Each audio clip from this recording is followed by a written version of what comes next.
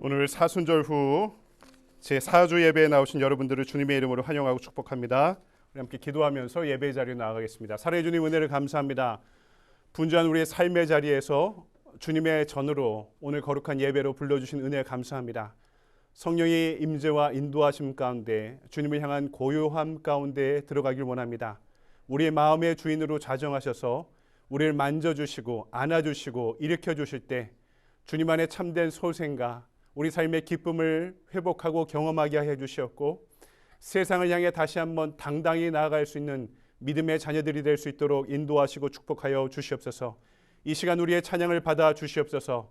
우리의 예배를 받아 주시옵소서. 주님의 영광과 임재로 이 자리를 가득하게 채워 주시옵소서. 거룩하신 주 예수 그리스도의 이름으로 감사하며 기도드리옵나이다. 아멘. 우리 다 같이 찬송가 91장 함께 찬송하시겠습니다.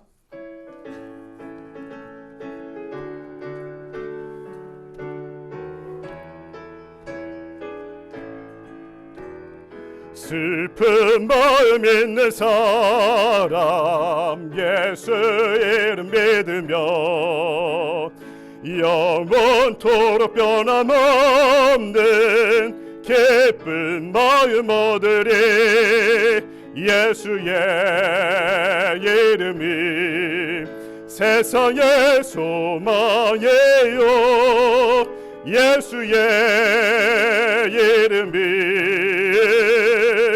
천국의 기쁨일세. 거룩하신 주의 이름 너의 방패 삼으라. 환난 시험 당할 때에 주께 기도드려라. 아멘. 예수의 이름이 세상의 소망이요 예수의 이름이 천국의 기쁨일세.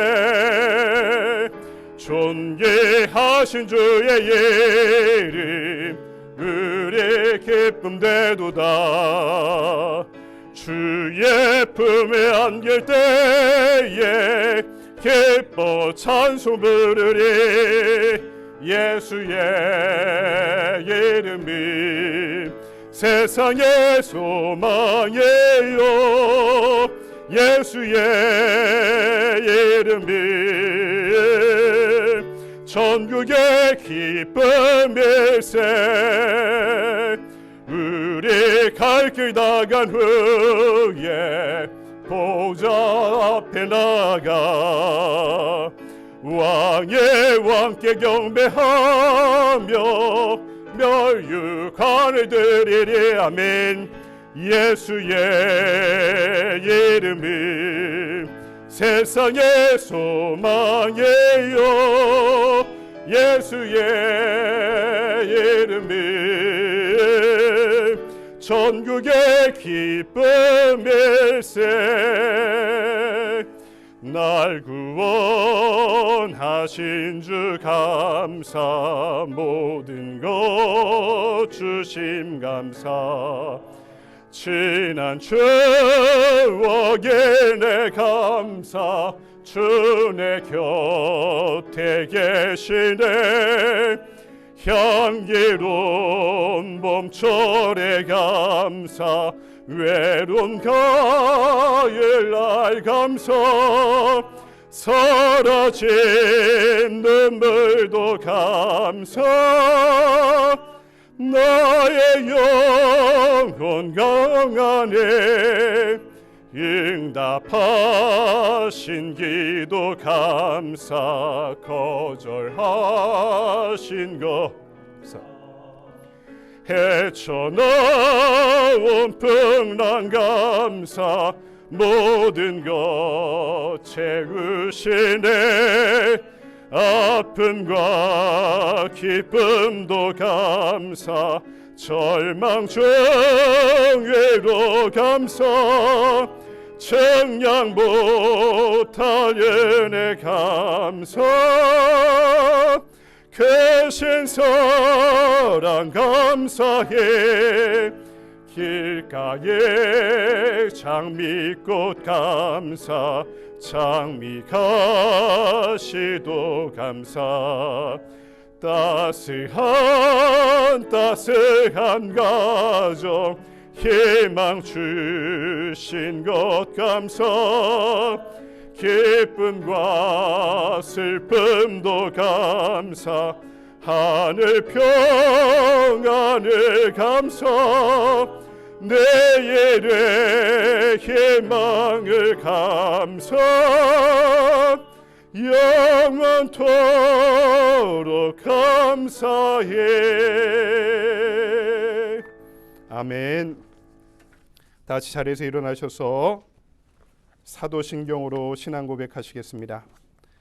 전능하사 천지를 만드신 하나님 아버지를 내가 믿사오며 그 외아들 우리 주 예수 그리스도를 믿사오니 이는 성령으로 잉태하사 동정녀 마리아에게 나시고 본디오 빌라도에게 고난을 받으사 십자가에 못 박혀 죽으시고 장사한 지 사흘 만에 죽은 자 가운데서 다시 살아나시며 하늘에 오르사 전능하신 하나님 우편에 앉아 계시다가 저리로서 산자와 죽은 자를 심판하러 오시리라. 성령을 믿사오며 거룩한 공예와 성도가 서로 교통하는 것과 죄를 사하여 주시는 것과 몸이 다시 사는 것과 영원히 사는 것을 믿사옵나이다. 아멘.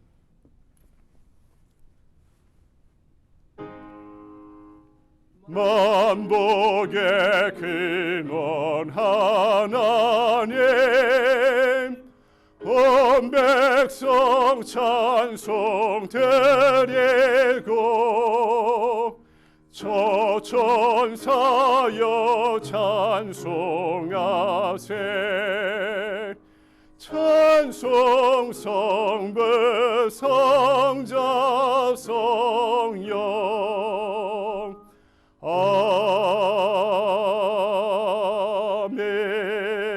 아멘.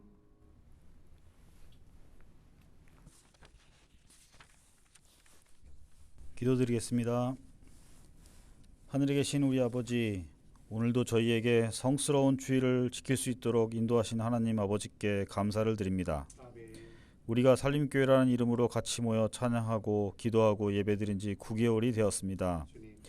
그리고 이곳이 세 번째 임시 예배 처소입니다. 비록 아직은 곧 또 새로운 처소를 찾아 떠나야 하는 유목민의 신세지만 그래도 잠시나마 포근하고 안락한 처소를 허락하심에 얼마나 감사한지요.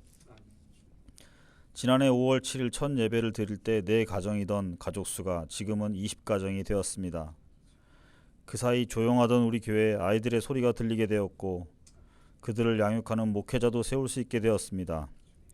처음에는 기타 하나와 4가정의 육성으로만 부르던 찬양이 지금은 주일 예배와 새벽 예배에 각각 피아노 반주에 맞추어 찬양을 할 수 있게 되었습니다. 이제 곧 화음도 넣어서 아름답게 찬양하는 때를 기대합니다. 예배당, 유스 교육, 피아노 소리, 이 모든 것들이 너무나도 당연하다고 생각했던 것들인데 처음 시작하려니 아무것도 없었습니다. 그래서 하나하나 꾸려나가는 게 얼마나 감사한 일인지요. 하나하나 결정하는 과정에 부담이 많지만 그보다 더한 기쁨이 있음을 같이 나누고 싶습니다. 그래서 살림교회가 꿈꾸는 하나님이 기뻐하시는 우리의 가정을 살리고 이 땅의 교회를 살리고 이 시대를 살리는 지역 커뮤니티에 관심을 가지고 적극적으로 참여하는 더 이상 이해관계와 충돌이 없이 하나님의 사랑만 온전히 체험하고 전하는 기쁨으로 가득한 그런 교회가 될 수 있도록 인도하여 주시옵소서. 어제 우리 교회 남자 성도분들이 사바나에 낚시를 다녀왔습니다.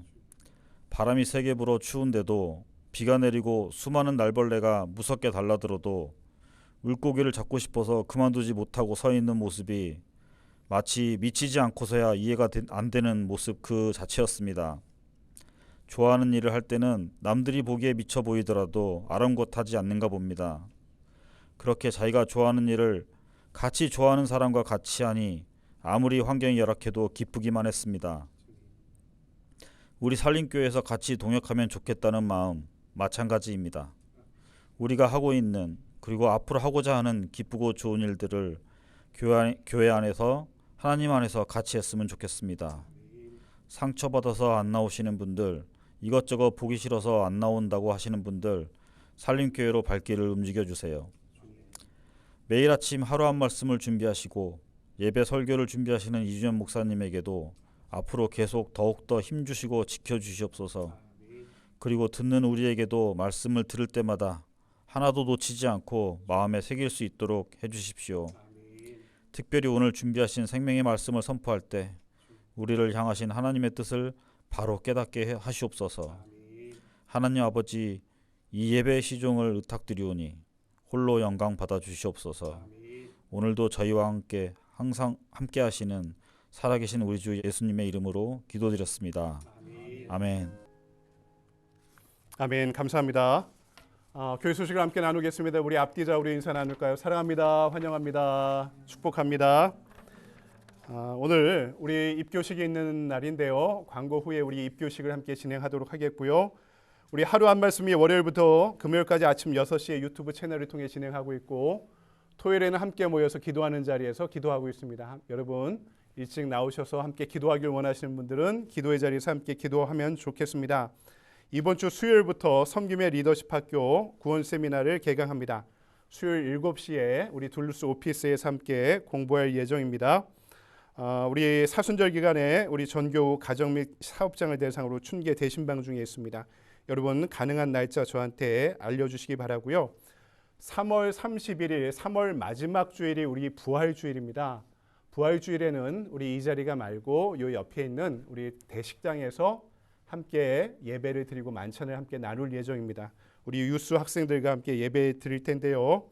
부활절까지 부활의 소망을 간직하고 이 사순절의 기간 경건하게 거룩하게 여러분 잘 보내시길 바랍니다. 이 시간에 우리 입교식을 잠깐 진행하도록 하겠습니다. 우리 지난번 임시교인총회를 통해서 우리가 새롭게 결정한 내용이 있는데요.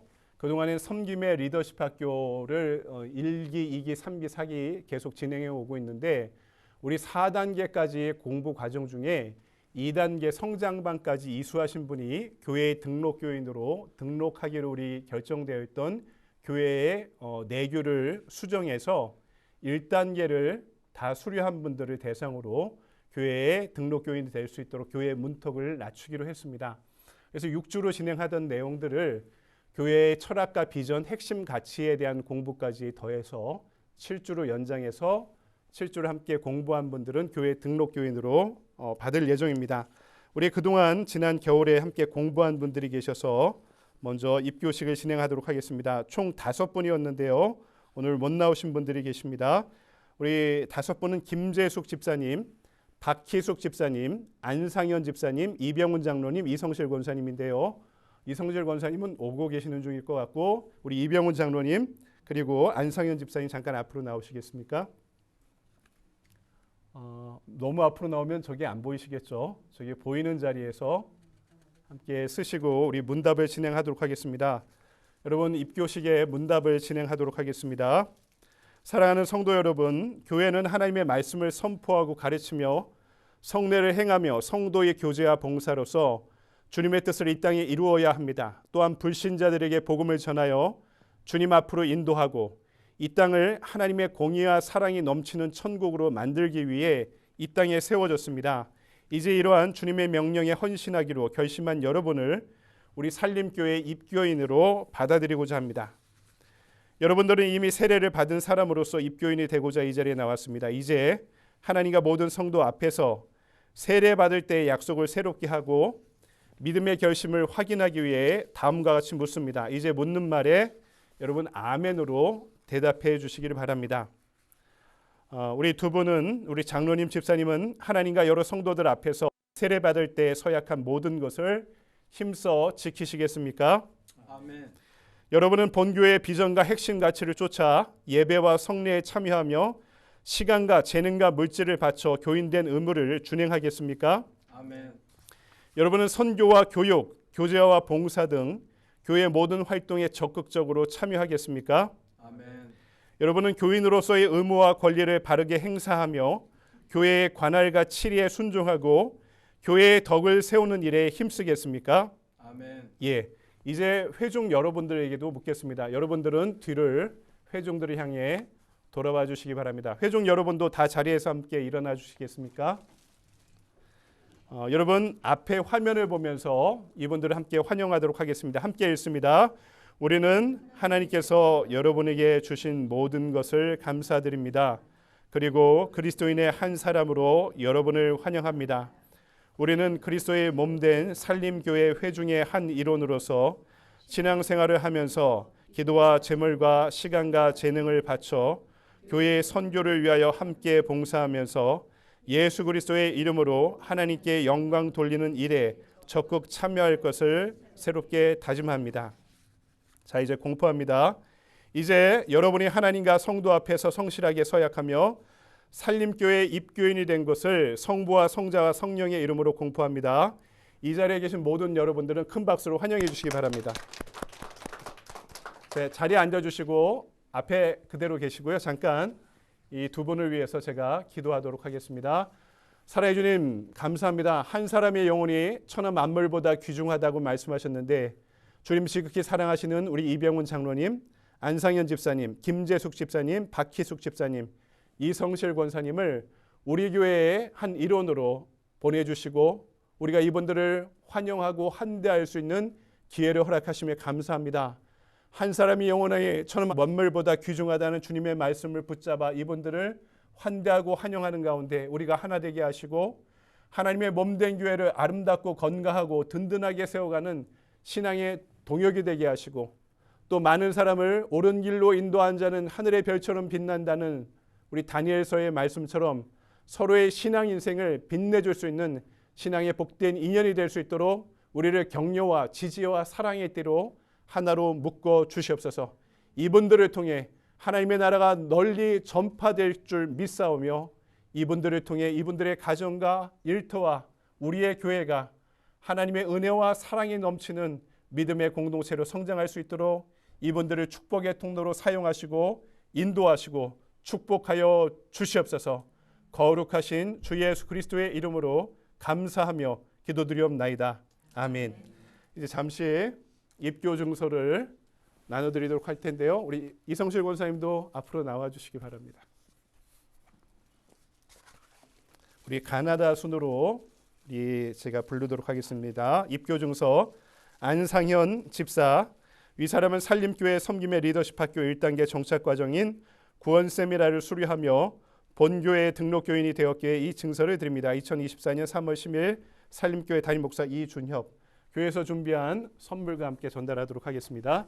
예, 축하드립니다. 감사합니다.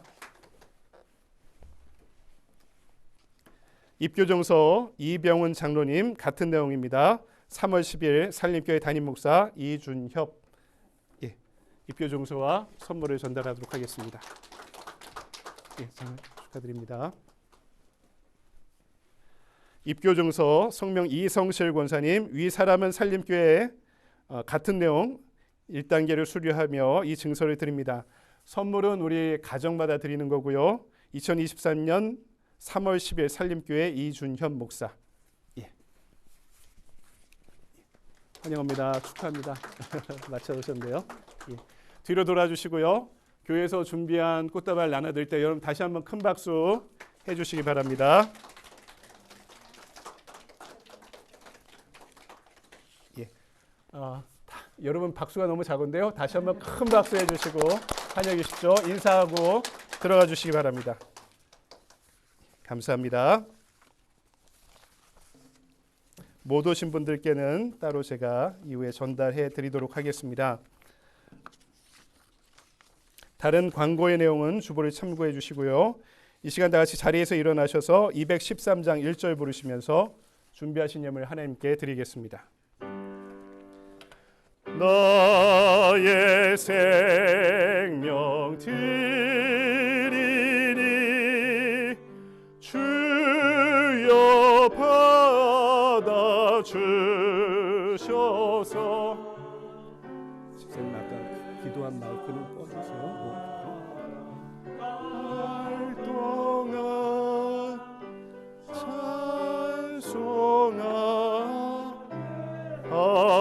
찬송하소서. 주옵소서.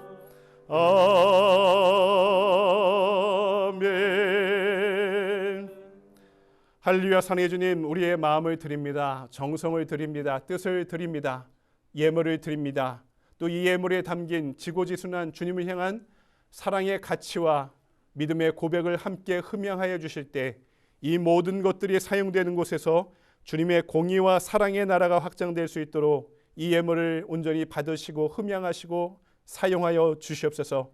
더불어 예물 드리는 우리를 축복하실 때 우리가 예물 드림에 만족지 않고 우리의 믿음이 자라고 자라 우리의 몸도 하나님이 기뻐 받으시는 거룩한 산 제물로 드릴 수 있도록 우리를 인도하시고 축복하여 주시옵소서. 그리하여 우리가 살아가는 모든 시간 깨어 동행하는 사적 예배의 시간 되게 하시고 두렵더라도 세상을 향해 한 걸음 한 걸음 나아갈 때 우리의 손을 굳게 붙잡고 동행하시는 주님께서 그 모든 땅을 다스리시어 주님의 나라가 될 수 있도록 인도하여 주시옵소서. 이 시간 이 자리에 나온 모든 사랑하는 자녀들을 위해 기도합니다. 육신의 질과 질병 가운데 있는 지체들과 우리의 성도들이 있습니까? 하나님은 천하 만물을 창조하신 예수 그리스도의 이름으로 명하노니 회복될지어다, 깨어날지어다, 힘을 얻을지어다.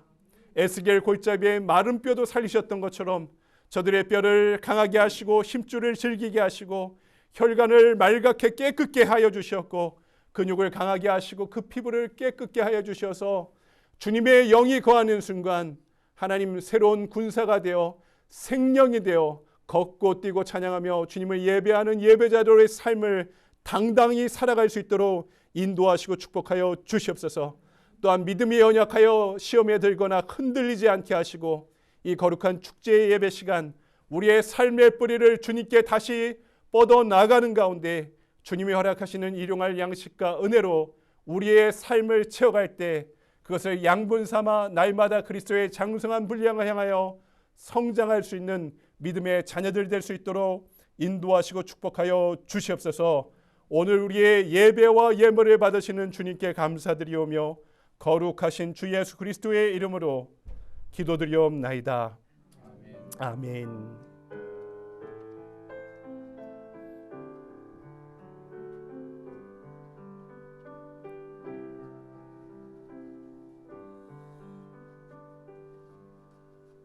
아멘. 서신 채로 오늘 우리에게 주신 하나님의 말씀을 함께 봅니다. 신약성경 요한복음 19장의 말씀입니다. 25절로부터 27절까지의 말씀, 우리 세 구절밖에 안 되니까 우리 한 목소리로 같이 봉독할까요? 시작. 예수의 십자가 곁에는 그 어머니와 이모와 글로바의 아내 마리아와 막달라 마리아가 섰는지라. 예수께서 자기의 어머니와 사랑하시는 제자가 곁에 서 있는 것을 보시고 자기 어머니께 말씀하시되 여자야 보소서 아들이나이다 하시고 또 그 제자에게 이르시되 보라 내 어머니라 하신대 그때부터 그 제자가 자기 집에 모시니라. 아멘. 주님의 말씀입니다. 예, 다 자리에 앉으시겠습니다. 이 시간 우리 사순절 기간에 계속해서 우리 가상 7원의 말씀을 함께 묵상하고 있습니다. 오늘은 그 세 번째 시간으로 우리에게 주신 말씀 가지고 십자가 새로운 가족이 시작되는 자리라는 제목으로 말씀을 증거하도록 하겠습니다. 여러분, 공동체의 역사, 교회의 역사를 돌아보면요, 이 공동체를 위해 헌신했던 사람들의 성비를 보면 절대 다수가 여성이었음을 알 수 있습니다. 한국 교회가 이 땅에 뿌리 내리고 또 발전하게 된 계기도요, 여러분 들어보셨습니까? 전도부인들을 통해 한국 교회가 성장하고 발전하게 되었습니다. 교회의 리더들을 불러다가 교회에서 양육을 시켰어요. 처음에는 대한기독교 서회에 성경을 파는 외판원처럼요, 이분들을 교회에서 하이어해서 성경을 가가오 방문하면서 알리고 팔게 했는데요. 성경을 팔라니까 성경에 대해 알아야 되잖아요. 그러니까 그 당시에 시대에 교육을 잘 받지 못했던 여성들을 교회에서 교육을 시키며 그냥 교육을 시킨 게 아니라요, 사회와 세상에 대한 교육을 시켰고요, 성경 말씀을 가리키게 되었던 것이죠. 이 전도부인들이 교회를 건강하게 성서적으로 세우는 헌신자들로 성장하면서 막강하게 교회가 부흥하고 성장하는 데 위대한 역할을 하게 되었던 것입니다. 오늘 우리가 읽은 성경 말씀을 보더라도요. 예수님이 돌아가시는 십자가의 그 자리에 최후에 남아있는 사람이 단 5명이었습니다. 모든 사람이, 예수님을 따르는 모든 사람이 도망간 그 자리에 5명만 남아있었는데요. 그 중에 4명이 여성이었습니다. 그 정도로 여성들은 교회의 귀중한 기둥의 역할을 하게 되었던 거죠. 제자들조차 모두가 도망간 그 자리를 지키고 있던 그 사람들은 누구였습니까? 여러분, 십자가는요, 물리적이고 지리적인 자리가 아닙니다. 그것은 인격적인 자리입니다. 인격적인 거리입니다. 예수님이 돌아가시는 그 십자가에서조차 모든 사람이 함께 붙잡힐까 봐 도망간 그 자리에 예수 그리스도의 십자가에 인격적으로 가까이 한 사람, 그 5명은 바로 예수님의 어머니 마리아와 그리고 예수님의 이모 살로메, 제자 요한의 어머니 마리아, 막달라 마리아, 마리아란 이름의 여성이 3명이나 있었죠. 그리고 사랑하는 제자 요한, 이분이 5명이었습니다. 이 5명이 예수님의 죽음을 그 자리에서 지켜봐야만 되는 그들의 마음이 얼마나 큰 격정과 슬픔 가운데 빠져 있어야만 했을까요? 여러분, 그래도요, 그 5명의 사람 중에 가장 큰 가슴이 찢어지는 아픔을 경험한 사람이 누구였겠습니까? 바로 예수님의 어머니 마리아였을 것입니다. 오늘 말씀은 첫 번째로 이 어머니의 시선에서 아들의 죽음을 함께 묵상해 보도록 합시다. 구약의 아브라함과 신약의 예수님의 어머니 마리아는요, 여러모로 비교되는 인물들입니다. 아브라함으로부터 언약 백성이 시작되었다 이야기할 수 있고요. 예수님의 어머니 마리아로부터 새로운 백성의 시작을 알릴 수가 있습니다. 둘 사이의 공통점은 무엇이냐면 제가 여기 있습니다 하고 하나님께 순종했던 그 순종의 믿음입니다. 아브라함은요, 창세기 12장 1절을 보면 너는 너의 고향과 친척과 아버지의 집을 떠나 내가 너에게 명하는 땅으로 가라라고 말씀하시잖아요. 근데 아브라함은 대부족장이었습니다. 그 당시에 고대 근동사회에서 부족장을 부족장답게 만드는 근거가 뭐였냐면 그것은 그가 살던 고향이었고 그의 아버지였고 혈연이었다는 것입니다. 아버지의 집, 아버지가 물려준 모든 자산들을 말하는 거죠. 그러니까 족장을 족장답게 만드는 모든 요소를 어떻게 해요? 내려놓고 그 기득권을 포기하고 내가 너에게 명하는 땅으로 가라라고 말씀하신 거죠. 여러분, 생각해 보니까 우리가 산림교회를 개척하고 교회의 일원이 된 것도 마찬가지 아닐까요? 안정적인 신앙의 터전이 우리에게 다 있었죠. 좋은 교회 건물도 있었을 터이고 거기서 예배드리는 좋은 환경도 있었을 터인데 우리가 그것을 내려놓고 우리가 개척교회 또 이 어렵고 또 열악하고 결핍된 것이 많은 이 공동체에서 함께 예배를 드리기로 결정한 것도 어떻게 보면 우리 신앙의 기득권을 내려놓고 떠난 것과 마찬가지일 것입니다. 예수님의 어머니 마리아도 마찬가지죠. 가브리엘 천사를 통해 하나님의 신탁을 받잖아요. 너가 하나님의 이 땅을 구원할 하나님의 아들을 낳을 것이다. 처녀로 아들을 낳을 것이다. 그 뜻에 순종해서 요셉과 결혼한 것은요, 목숨을 걸고 한 결혼이었을 것입니다. 처녀로서 아기를 배웠던 것, 그리고 요셉과 결혼한 것, 이 두 당사자 모두에게 목숨을 건 행위였을 것입니다. 또 하나의 공통점은 무엇입니까? 아브라함도 하나님의 명령에 순종해 100세에 낳은 아들 이삭을 하나님께 바쳤습니다. 마리아도요, 육신의 아들, 큰 아들 예수 그리스도를, 예수님을 하나님께 바쳤다는 공통점이 있죠. 하지만 아브라함과 마리아의 차이점도 있었습니다. 아브라함이 그 아들 이삭을 바칠 때 그 이삭의 목숨을 대신한 자는 아무도 없었습니다. 이삭의 죽음으로 이어지진 않았죠. 하지만 마리아의 순종은 아들 예수님의 죽음으로 이어졌습니다. 이삭은 구약에서 그리스도의 예표가 되는 사람입니다. 이 땅에 오실 그리스도의 그림자와 같이 메시아가 어떤 존재인지를 보여주는 존재가 이삭이었던 것이죠. 그런데 이삭은 그의 죽음을 이 땅에 주어가면서 그의 믿음을 증명하진 않았지만 이 땅에 오신 아들 예수님은요, 자신의 목숨을 내어 놓으셔야만 했습니다.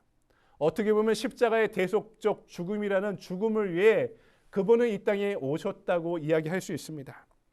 자신의 피와 목숨으로 구원 사역을 완성하기 위해 그 목숨을 우리에게 주셨던 것이죠. 그분은 죽기 위해 오셨습니다. 그런데 그 아들의 죽음을 보는 어머니의 심정은 어땠겠습니까? 여러분, 이 마리아를 여러분이라고 생각해 보시기 바랍니다. 여러분의 아들을 하나님께 드려야만 되는, 그 아들의 죽음을 바라봐야만 되는 어머니의 모습이라고 생각해 보십시오. 영화 패션 오브 크라이스트를 보면 마리아가 예수님의 죽음의 과정을 옆에서 보죠. 몸을 떨며 절규하면서도 그 죽음의 현장을 수용하는 어머니의 인내와 믿음을 보여주고 있습니다. 어떤 목사님이 우스갯소리로 이런 이야기를 하더라고요. 예수님이 한국에 태어나셨으면 십자가에 달리지 못하셨을 것이다. 왜 그러냐면 예수님의 어머니가 가만히 내버려두지 않았을 것이라고. 이 로마 군병들이 붙잡고 가면 야 이놈아 내 새끼 내놔라 내 새끼 내놔라 하면서 쫓아가 가지고 군인의 멱살을 지고라도 자기 아들을 살려낼 것이라고 얘기하더라고요. 그리고 예수님이 십자가를 지고 가다 쓰러지면 이 어미가 대신 지겠다고 아들의 십자가를 대신 지는 게 한국의 어머니들이라고 이런 이야기를 했던 기억이 납니다. 아마도 우스갯소리를 한 이야기지만 성서에 나온 기록을 보면은 어머니가 짜서 만든 옷감으로 만든 그 옷을 입은 아들의 옷을 벗기고 찢어서 로마의 군병들이 서로 나누어 가는 장면을 마리아는 그 상황 가운데도 지켜봐야만 했을 것입니다. 그리고 그 아들의 죽음, 천천히 죽어가는 그 죽음의 장면을 그 어머니는 그 십자가 밑에서 지켜보며 받아들여야만 하는 상황이었던 것이죠. 일찍이 예수님이 태어나고 정결 예식을 거행하기 위해 예루살렘에 오셨을 때 들었던 시므온의 예언을 이 어머니 마리아는 지금까지 기억하며 아들을 키워왔을 것입니다. 그 내용이 무엇일까요? 누가복음 2장 34절 35절을 제가 세번역 성경으로 읽어보겠습니다. 시므온은 그들을 축복한 뒤에 아기의 어머니 마리아에게 말하였다. 보십시오. 이 아기는 이스라엘 가운데 많은 사람을 넘어지게도 하고 일어나게도 하도록 세우심을 받았으며 비방을 받는 표징으로 세우심을 받았습니다. 그리고 칼이 당신의 마음을 꿰뚫을 것입니다. 이것은 많은 사람의 마음에 품은 생각들을 드러내시게 하는 것이었습니다. 이 아들을 키우는 동안 칼이 너의 살을 뚫듯이 칼이 너의 마음을 꿰뚫는 아픈 경험을 하게 될 것이다. 이 아들을 그런 마음으로 키워야 할 것이다. 시므온 선지자가 말년까지 죽지 않고 이 메시아를 기다리면서 그 메시아 갓난아기를 축복하며 어머니에게 전했던 예언이었습니다. 마리아는 예수님을 그렇게 가슴이 찢어지는 경험 가운데 키워왔던 거죠. 6월절 성전에서 예수님을 또 다시 만나들 때 그런 경험을 했습니다. 온 가족이 6월절을 맞아 어린 아들을, 이 자녀들을 데리고 예루살렘에 찾아와 제사를 드렸죠. 그리고 그 가족들이 함께 고향으로 돌아갈 때 당연히 이 가족 그룹 안에 이 아들 예수가 있을 줄 알았는데 어디 뛰어다니며 가족 친지들과 함께 있을 줄 알았는데 며칠을 가고도 그 아들이 보이지 않는 거예요. 그래서 찾아가 보니까 아들이 함께 따라오지 않은 거죠. 그 길을 물어 예루살렘 성전으로 돌아가면서 다시 아들을 만난 부모가 예수님께 이야기합니다. 우리가 근심해서 너를 찾고 있는데 여기서 뭐를 하고 있느냐? 예수님께 아들에게 묻자 당시 12살의 소년이었던 아들이 이렇게 부모에게 대답합니다. 어찌하여 저를 찾으십니까? 내가 내 아버지 집에 있어야 할 줄을 알지 못하셨습니까?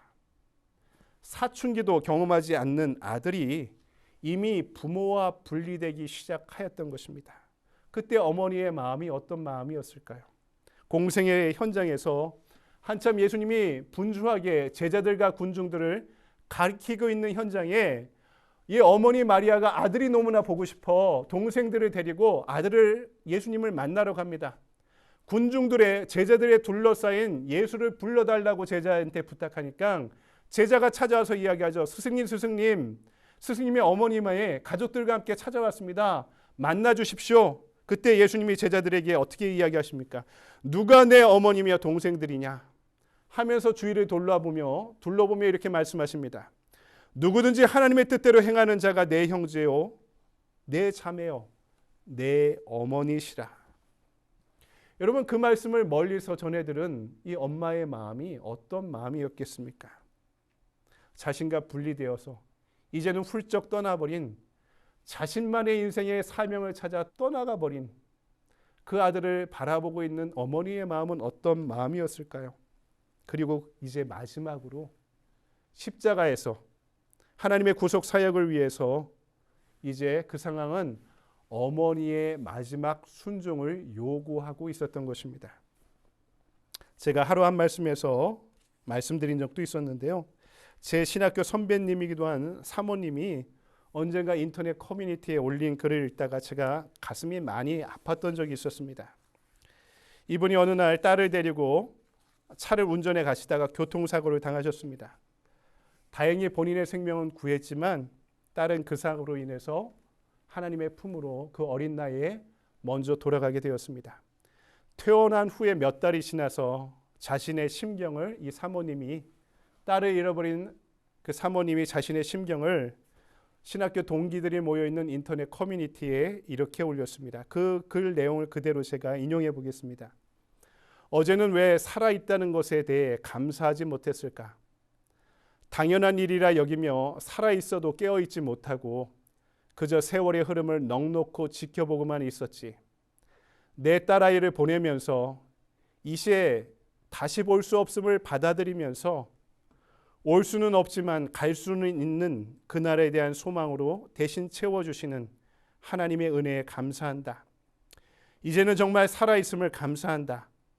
막막한 절망 가운데 기도할 수 있도록 허락하심을 감사한다. 내 딸의 모습으로 이 땅에 왔지만 하나님의 천사였음을 이제서야 깨닫는다. 나의 아픔을 위로하고 힘을 주고 기도로 함께 해준 동기들에게 감사한다. 그리고 이제는 아픈 이의 위로가 될 수 있을 것 같다.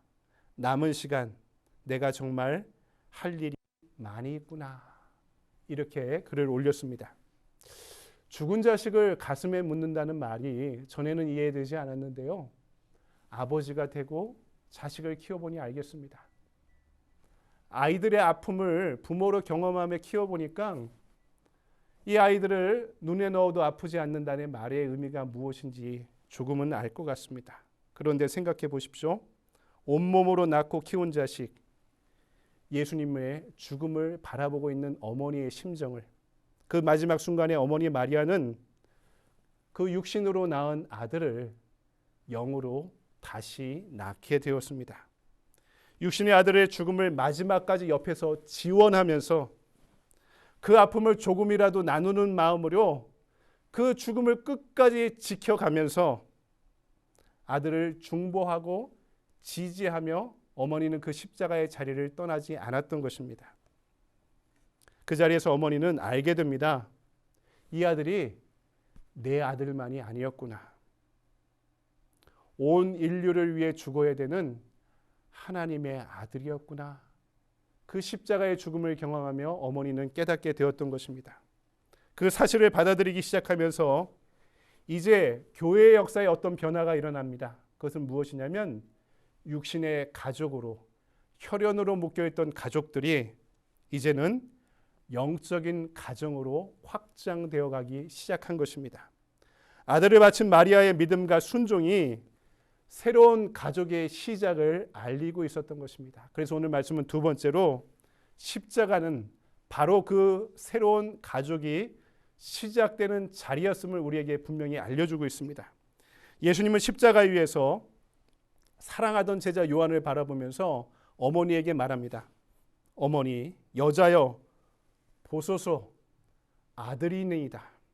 그리고 사랑하는 제자에게도 어머니를 향해 제자에게 이야기하죠. 보라 너의 어머니라. 마리아의 입장에서는 아들의 죽음을 바라보면서, 요한의 입장에서는 스승의 죽음을 바라보는 그 자리에서 두 사람의 관계가 새롭게 연결되고 있는 것입니다. 혈연을 뛰어넘는 영적인 가족의 모습으로 말이죠. 우리가 살아가다 보니까 혈연과 지연, 학연 이런 게 얼마나 중요합니까? 여러분 미국도 제가 미국을 잘 모르지만 만만치 않은 곳 같더라고요. 한국을 보니까 이것을 어떻게 표현됐냐면 노무현 정부 때는 삼성공화국이라 이렇게 불렀습니다. 노무현 내각의 행정부에 삼성 출신들이 다 자리를 잡아서 끌어주고 밀어주고 했기 때문에 이명박 정부 때는 고소영이라고 그랬습니다. 어떤 사람이 내각에 들어왔냐면 고려대 출신, 소망교회 출신, 영남 지역 출신들이 이 내각에 들어와서 그랬죠. 박근혜 정부 때는 육사 인맥이 장악했고요. 문재인 정부 때는 486 운동권 라인이 그 자리를 차지했고, 지금 윤석열 정부 항구를 보니까 검찰공화국이라고 합니다. 검찰 출신들이 요직을 다 차지하고 있죠. 여러분 학연, 지연, 혈연이 반드시 나쁘다고만 볼 수는 없습니다. 오히려 건강한 문화를 끈끈하게 형성시켜 나갈 수도 있겠죠. 하지만 이 학연과 지연과 혈연이라는 것이 공동체 전체 이익이 되기 위해서는 반드시 개방적이어야 되고요, 희생적이어야 됩니다. 그렇지 않으면은 폐쇄적이고 기득권을 고수하는 패거리 문화가 되어서 공공의 이익에 반드시 반하는 결과를 가져오게 되는 것이죠. 여러분 큰 교회도 보니까 이런 게 있더라고요. 어느 학교 출신이냐, 뭐 어디 출신이냐, 어느 기업 출신이냐, 큰 교회를 보니까 제가 큰 교회에서도 이런 걸 경험했는데요. 십자가가 뭡니까? 십자가는요, 학연, 지연, 혈연의 차이를 극복해 우리를 연결해 주는 자리가 바로 십자가의 자리입니다. 예수님이 동생들이 있었어요. 여동생도 있었고 남동생들도 있었습니다.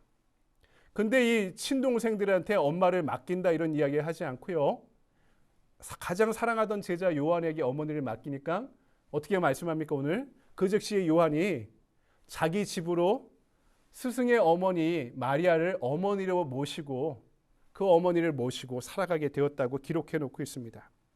그 제자에게 어머니를 맡긴 이유가 무엇일까요? 이제 십자가 이후의 시대는 하나님의 영이 피보다 앞선 시대가 되었다는 것입니다.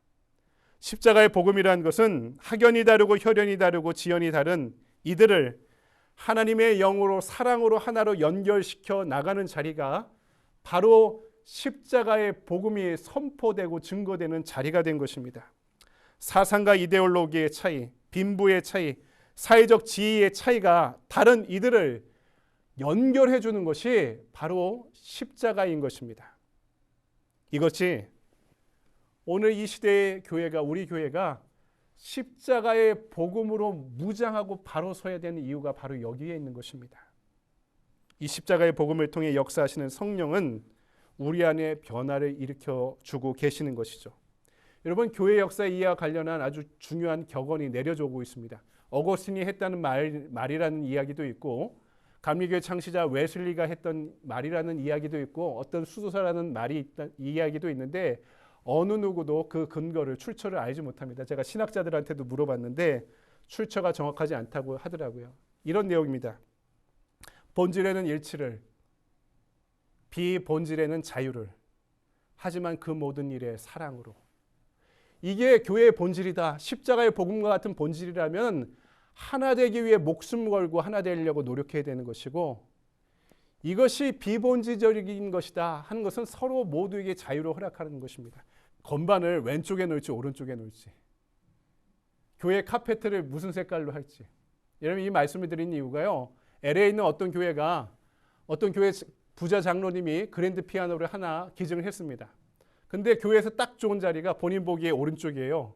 반드시 오른쪽에 놔야 된다고 얘기하고, 성가대 대장 장로님은 아니다, 피아노가 성가대 바로 앞에 있어야지 반주자랑 교감하면서 이야기하지, 이 자리를 놓고 싸우다가 교회가 두 쪽이 나와버렸습니다. 그걸 시작으로, 물론 그 안에 많은 복합적인 요소들이 있었겠죠. 동부 뉴욕에 있는 한 교회는요, 교회가 리모델링하면서 목사님이 업자들하고 이야기하면서 좀 이제 산뜻한 분위기로 하자. 그래서 시편에 푸른 초장 맑은 물가로 인도하신다 하는 구절이 생각나서 아주 파란 카페트로 푸른 초장처럼 교회를 이게 깐 거예요. 그랬더니 한 장로님이 어떻게 교회 카페트를 이렇게 까실 수 있냐고. 교회는 그리스도의 보혈이 살아 역사하는 교회가 돼야지. 빨간 카페트를 교회에서 깔아야지.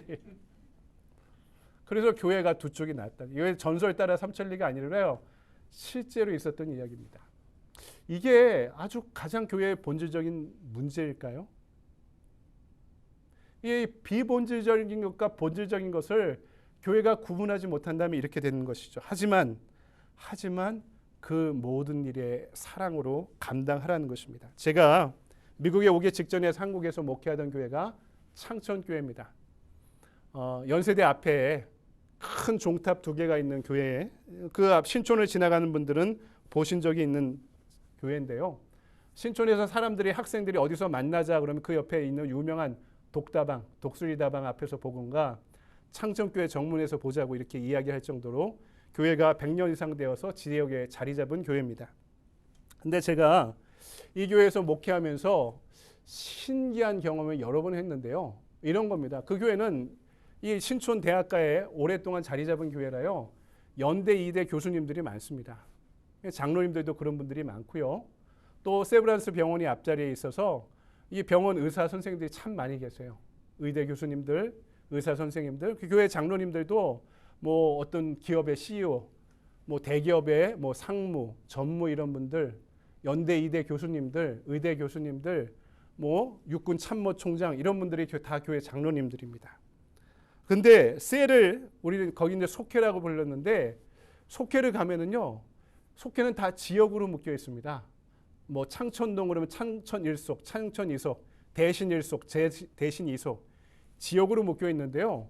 그럼 이 속회에 어떤 분들이 같이 있냐면 뭐 연대 교수님, 뭐 대기업 회장님 이런 분들이랑 그 신촌에서 일하시는 신촌시장에서 일하시던 상가에서 일하시던 분들이 다 같은 속에 있습니다. 이분들이 차이가 나죠. 사회적 위치가 격차가 크고 이분들의 빈부의 차이가 많이 큽니다. 살아가는 모습들을 보면 참 차이가 많이 납니다. 근데요. 속회를 다 돌아가면서 해요. 집집마다. 그 속회를 참석해 보면 속회가 그렇게 잘 됩니다. 속회가 그렇게 자연스럽게 그렇게 잘 모여요. 이렇게 여러 가지 차이를 갖고 있는 사람들임에도 불구하고 그 속회의 전통이 그 안에 그렇게 잘 자리 잡은 겁니다. 또 교회는요. 보통 보수적입니다. 근데 이 교회가 몇 년 됐다고요? 100년 이상 된 교회인데요. 교회가 굉장히 진보적이고 개혁적이고 개방적입니다. 보통 사람은 자기중심적이라 자기중심적으로 교회가 굴러가게 되기를 바라죠. 어른들이. 근데 대학가에 있는 교회다 보니까 우리 교회는 대학가를 만들기 위해 이 땅에 태어났다. 이 땅에 지어졌다라는 사명이 이 교회가 분명히 있습니다. 그래서 제가 있던 교회에서 무엇을 했냐면 문화쉼터라는 것을 했어요. 그게 한국 교회 문화선교의 모태가 된 그런 프로그램인데요. 이 교회 예배당 안에 락 공연을 합니다. 교회 옆에 주차장이 있었는데요. 주차장 수익이 1년에 1억 3천에서 1억 5천 정도 수익이 나왔는데 주차장 운영비를 제외하고 모든 예산을 이 문화쉼터를 위해 다 썼습니다. 그러니까 이 교회 건물이라는 게 실효성이 가장 떨어집니다. 주일 하루 쓰기 위해서 이 건물을 그렇게 운영하는데요. 제가 있던 교회는 뭐 1년 12달 교회가 북적북적합니다. 예수 안 믿는 사람들도 교회에 그렇게 많이 들어와요. 교회 교육관에 정식으로 법인을 등록해서 카페를 만들어서 연대, 이대 학생들이 그렇게 많이 찾아오고요. 문화쉼터를 하면 여러분이 잘 알고 있는 이소라 씨, 가수 이소라, 윤도현 이런 사람들이 다 공연장이 없어서 교회의 문화쉼터에서 데뷔한 사람들입니다. 가수 이소라 씨가 문화쉼터의 사회자였어요. 무명의. 뭐 안치환, 여러분 아는 10cm 이런 인디 밴드들이 다 공연장이 없을 때 교회란 공간을 또 문화쉼터로 개방하면서 이분들이 와서 교회에서 공연하면서 그분들을 알리기 시작했습니다. 이 나이 많은 교회 100년 이상 되는 교회가 어떻게 이렇게 교회를 향해 열려 있을 수 있었을까? 여러분 참 이곳에서 목회하면서 긍정적인 경험들을 많이 하고 목회를 잘 배웠습니다. 교회의 본질과 비본질이 무엇인지를 잘 구분할 수 있었습니다. 건물이 본질이 아니라 이 교회를 교회되게 만든, 물론 공간은 중요하죠. 하지만 교회를 교회되게 만드는 교회의 본질이 무엇이어야 되는지 잘 배울 수 있었습니다. 여러분, 교회가 무엇입니까? 서로 다른 예수님의 어머니 마리아와 제자 요한이 영적으로 가족이 될 수 있었던 이유가 무엇입니까? 바로 아버지 하나님에 대한 믿음과 신뢰였습니다. 여러분, 십자가 형벌은 로마와 유대 사이의 가장 잔혹한 또 사회 최대의 폭력이었습니다. 이 폭력 앞에 사랑과 순종으로 응답하신 아들의 믿음을 통해 우리도요, 그분께 묶여져 하나님을 이제 아버지라 부를 수 있게 되었습니다. 두려움과 경외의 대상, 여러분, 구약에서 하나님을 바라보고 만나기만 하면 죽었던, 하나님의 경외 앞에 어쩔 줄 몰라 하던 그 하나님을 이제 예수 그리스도와 함께 영적 가족으로 묶인 우리는 아버지다, 하나님을 아버지다 부를 수 있게 되었던 것입니다. 여러분, 그래서 나와 생각이 다르고 사상이 다르고 가치가 다르고 환경이 다르고 피부색이 다른 사람도 빈부의 차이와 사회적 신분의 차이와 학력의 차이에도 불구하고 우리는 하나님 안에 한 가족으로 모일 수 있게 되었던 것입니다. 그래서 교회는요, 가족 같은 공동체라고 이야기하지 않고요, 영적인 가족이다라고 부르게 되었던 것입니다. 여러분, 유추프라카치아라는 식물을 들어보셨습니까? 발음하기도 힘듭니다. 유추프라카치아, 아프리카 밀림 지역에 자라나는 식물입니다. 소량의 공기와 소량의 햇빛만을 받아 사는 음지 식물입니다.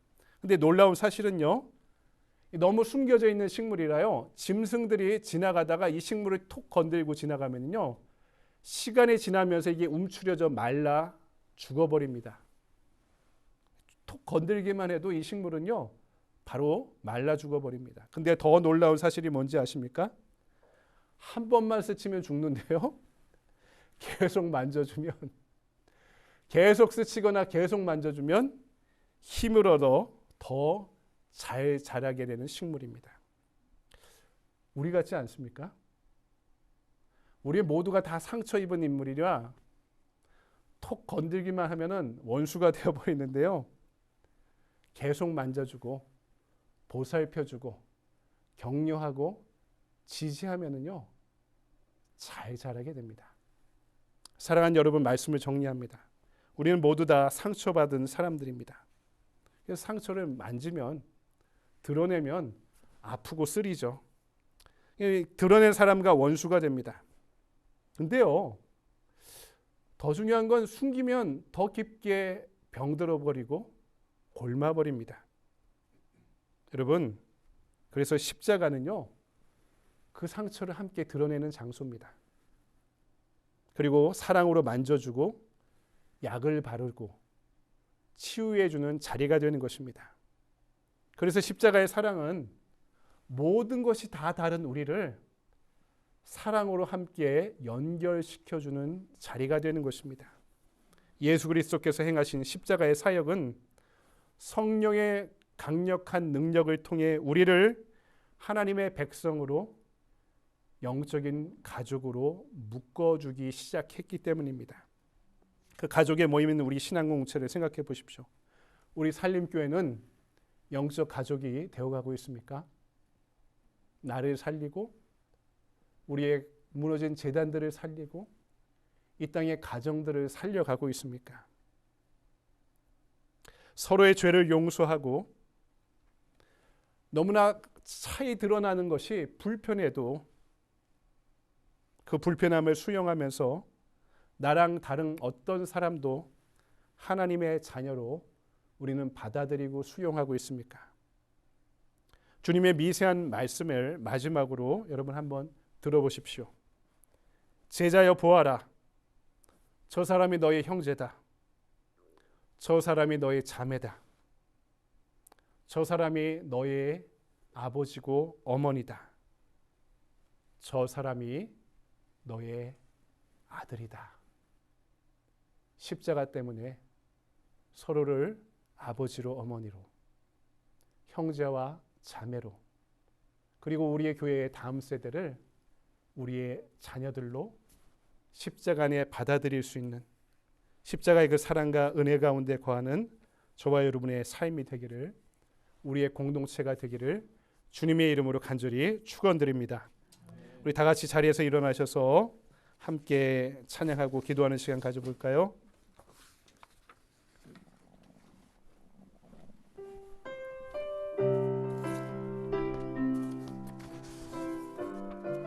우리 가사의 뜻을 생각하면서 함께 찬양하겠습니다.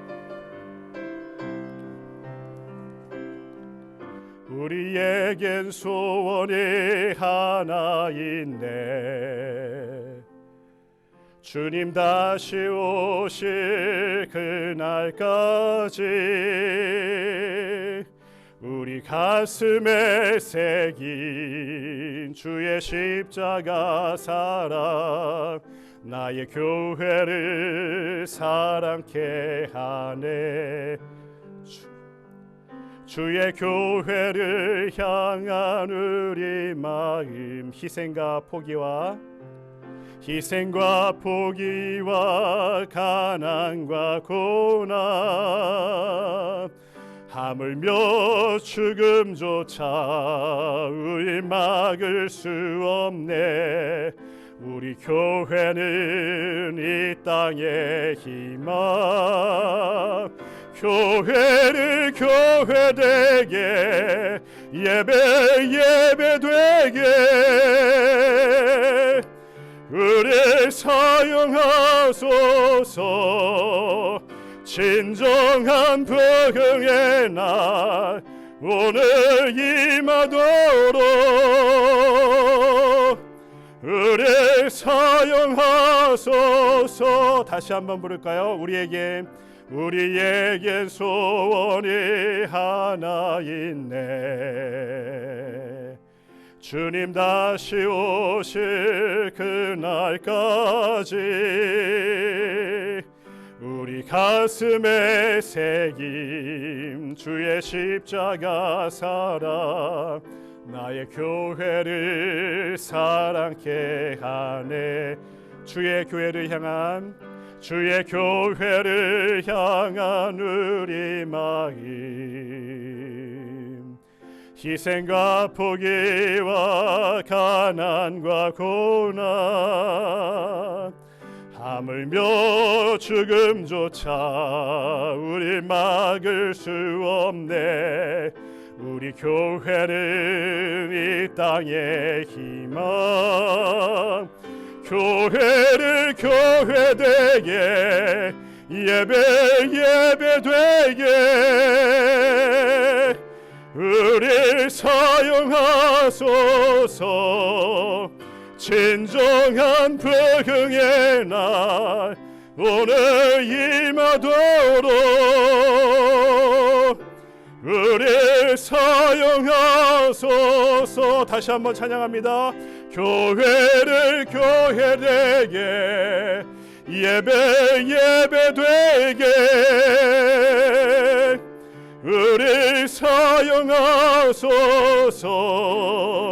진정한 부흥의 날 오늘 임하도록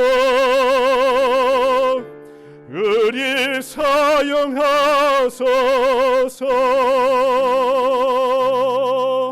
아멘. 사랑하는 여러분, 이 시간 우리 함께 잠시 기도하는 시간 갖길 원합니다. 여러분, 우리의 살림교회를 위해 함께 기도해 주십시오. 우리의 교회가 십자가 안에서 주님의 사랑을 경험하는 신앙의 공동체가 되길 바랍니다. 세상에서 상처받고 힘을 잃어버린 영혼들이 이 공동체의 십자가의 은혜 안에 받아들여져서 서로를 격려하고 지지하고 위로하고 세워줄 수 있는 믿음의 공동체가 되길 바랍니다. 그래서 세상에서 죽어가는 영혼들이 우리의 공동체 안에서 힘을 얻어 생명을 얻어 세상을 향해 당당하게 나아가는 믿음의 공동체가 될 수 있도록 십자가의 복음이 바로 서는 십자가의 믿음이 그 은혜와 사랑이 바로 서는 교회가 되길 원합니다.